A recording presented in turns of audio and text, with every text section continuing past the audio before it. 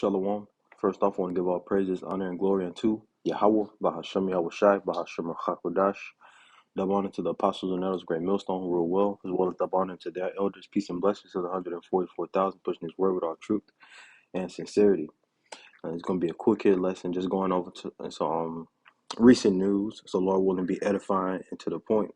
This is from the Washington Post. It says, U.S. forces move toward Israel as Iran threatens to attack. Because they want to basically avenge, the leader of Hamas. Israel took out the leader of Hamas, in a drone strike or whatnot. So it's been talks that Iran, wants to respond.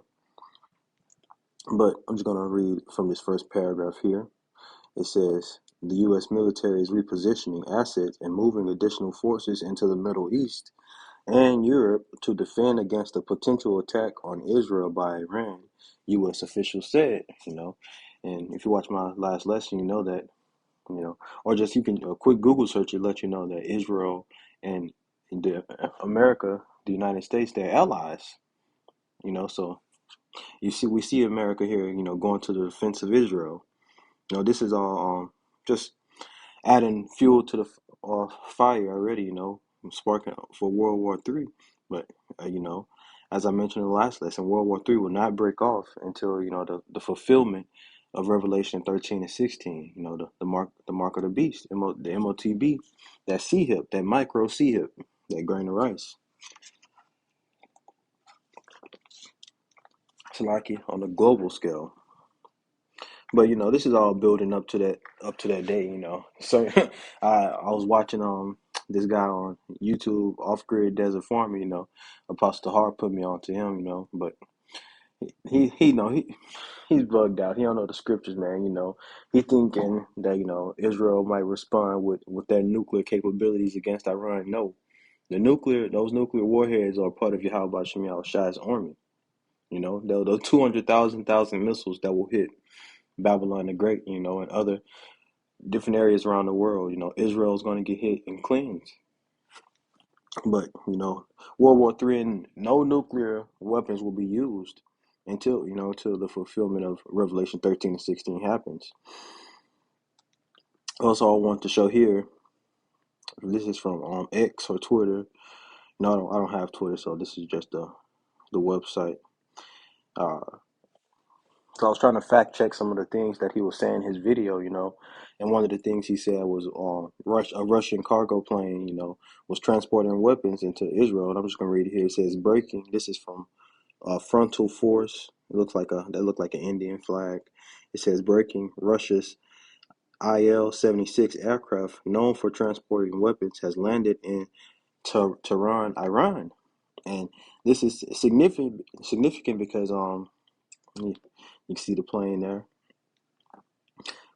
Because the scriptures say that Gog, which is Russia, is gonna be a guard unto these different nations, And I'll just bring out that precept and I'll end the lesson right there.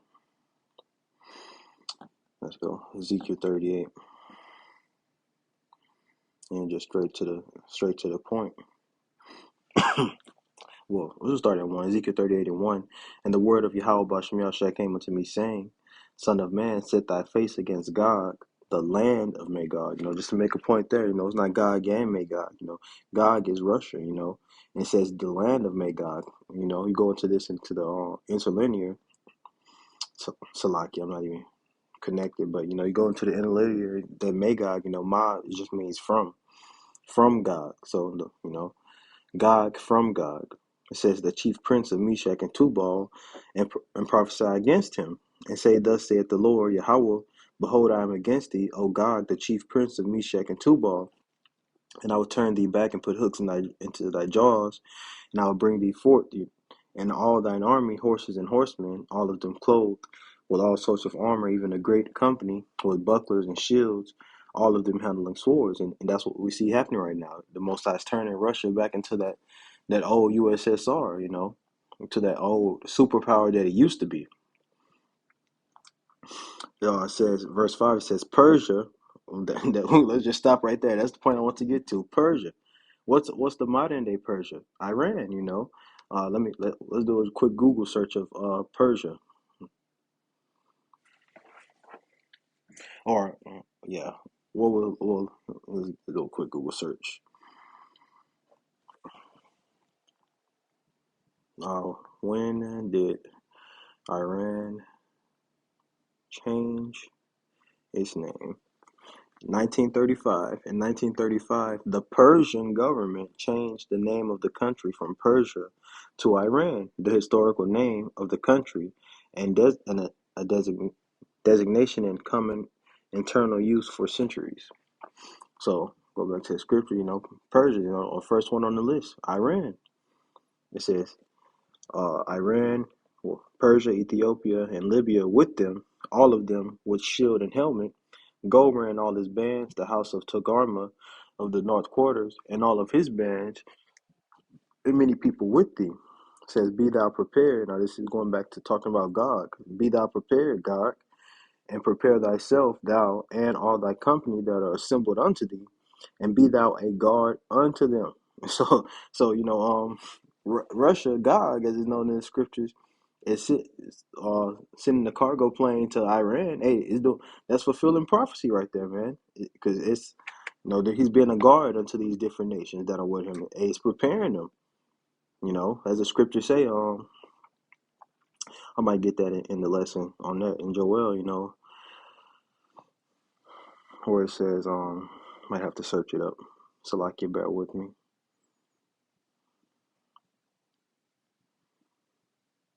Yeah, let me just search it up.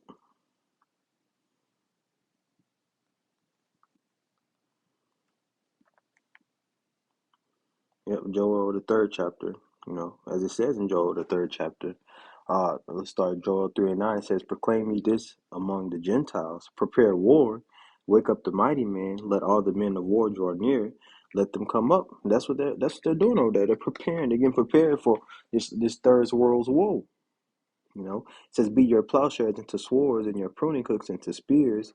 Let the weak say, I am strong. And that's what we see happening. All these weaker nations, America, started off to be that superpower, and all these other nations that were weak, they were under the subjection of America, But now, as we can see, hey, China's military is super strong and way larger than ours. The same thing with Russia. The weak are now saying they're strong. But I'll end it there. Just want to bring out that some breaking news. Lord willing, we'll see what this turn into. When I see news like this, and that's going around, it just my mind immediately goes to the MOTB because these prophecies have to happen in order. Second Ezra 4:37. He's not gonna. Uh, so like, yeah, the Spirit want me to just bring out the scriptures, so I'm gonna bring it out. Second Ezra 4:37.